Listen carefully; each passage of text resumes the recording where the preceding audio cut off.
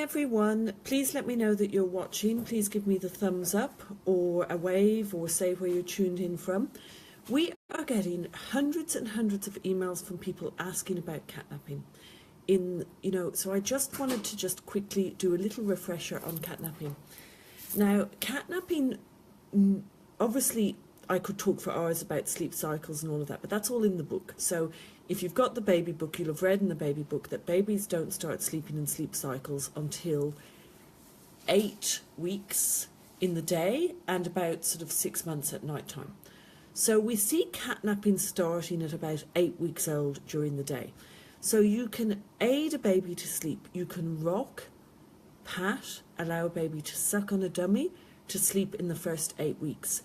You can hold them in your arms in the first 8 weeks and cuddle them to sleep, and then you can pop them down in their bed, or you can let them suck on a dummy in their cot, and then when they wake up 40 minutes later, so an 8-week-old baby will wake up 40 minutes later, they will suddenly go, oh, the dummy's fallen out, or oh, I'm no longer being held, or oh, something's changed, and they will catnap. Now, this doesn't happen before the 8-week mark, so it doesn't happen until 8 weeks. So before 8 weeks, you can aid them to sleep, you can pat them to sleep, you can rock them to sleep, etc.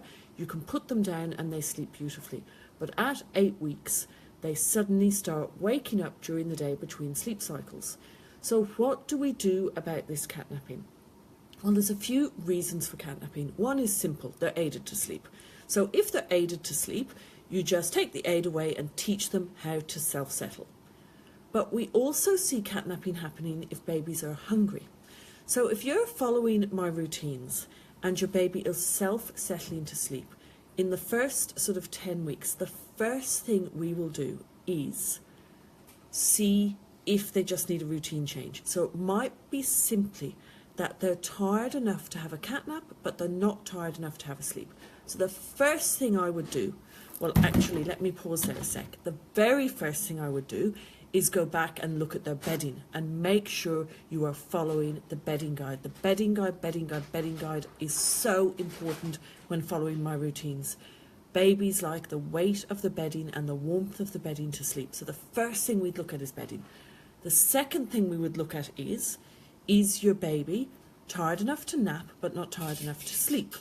So now it doesn't look like anyone's watching because I'm not getting any thumbs up or any hellos or no one's saying where they're tuned in from. So if the people are interested and you're watching, let me know you're there. Okay, so we want to know if your baby is just not tired enough to have a good sleep. So you would put them on the next routine. So you would, if you're normally putting them to bed at 8:30, you would change to the 8:45 routine and see if that fixes the catnapping. Or, if you're normally doing 8:45, move them to 9 o'clock and see if that fixes the catnapping. Now, if that doesn't fix the catnapping, the next thing we will look at is hunger. Now, how we rule out hunger is if they wake up at the 40-minute mark and they're not resettling. So if they wake up at the 40-minute mark, you give them 4, 5, 6 minutes, see if they go back to sleep. Sometimes it's best to leave them for 20 minutes and see if they go back to sleep, because we know that it can often take babies 20 minutes to get back to sleep.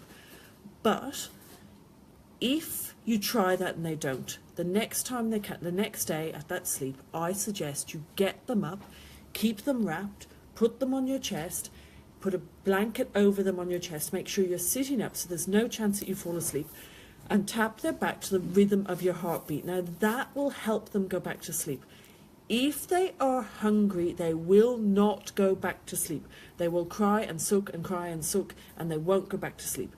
If they go back to sleep quite happily on you and they sleep till the 11 o'clock feed, because we're talking about a morning catnap now, then we can be sure that hunger is the problem. And then we need to look at things like, are you taking probiotics and breastfeeding? Obviously with a newborn baby, you wouldn't look at stage 2 formula because you wouldn't be on it yet, but we would look at, are you on sort of HA formula or something like that? Do you need to change formula? Do you need to try an A2 formula? We'd look at things like that.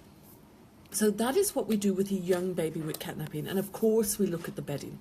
So they were just a few little tips on catnapping. Now I can see that people have put some questions up. What I'm going to do is I'm going to have a look at the questions and I'm going to come back on at about 3 or 4 o'clock this afternoon. So make sure you're following the page and I'll answer some of those questions that you've put up now at 3 or 4 o'clock this afternoon. I'm not going to answer them all, but I'm going to pick a few and I'm going to answer a few. Now, I'm going to turn the camera around because I'm very excited to say that we have got our mini cribs back into stock. So I'm very excited. This is Andrea, in case anyone hasn't met Andrea, and that's our baby shower section behind.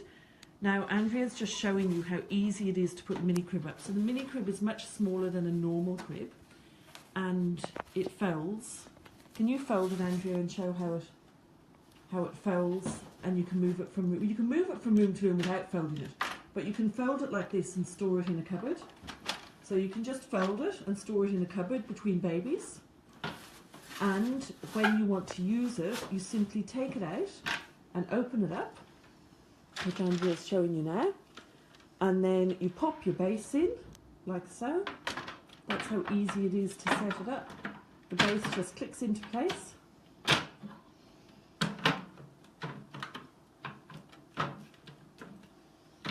Normally, there it is, normally clicks into place. And then we pop the mattress in. And this is the Save Our Sleep organic mattress for it. And you pop your mattress in. It's got a couple of settings. Now that's the mini crib, so that's quite small. So that's, can we just put a large organic mattress on top of it so people can see the size? So it's nice and small. That's what size it is compared to a cot. So I might go around and show you the other side. So it's nice and small, and I recommend these instead of bassinets. And these are brilliant because, and there's a grey version as well, but these are brilliant because you can wheel them in and out of rooms. You can have it next to your bed. You can use it till about, most people use it till about 8 or 9 months, and then you can put it away. And if your baby is sick, if you've got a 1 or 2 year old baby that's sick, you can pull it back out and use it, you know, for a 1 year old or a 2 year old next to your bed if they're sick.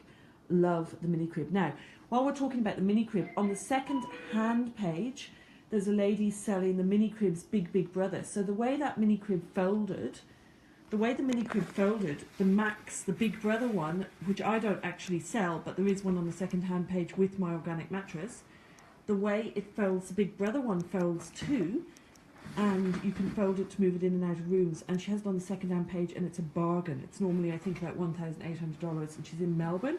So if anyone in Melbourne's looking for a cot, check out her second hand page. If anybody has Wishbone balance bikes, look what you can get for Christmas stocking fillers. Bells.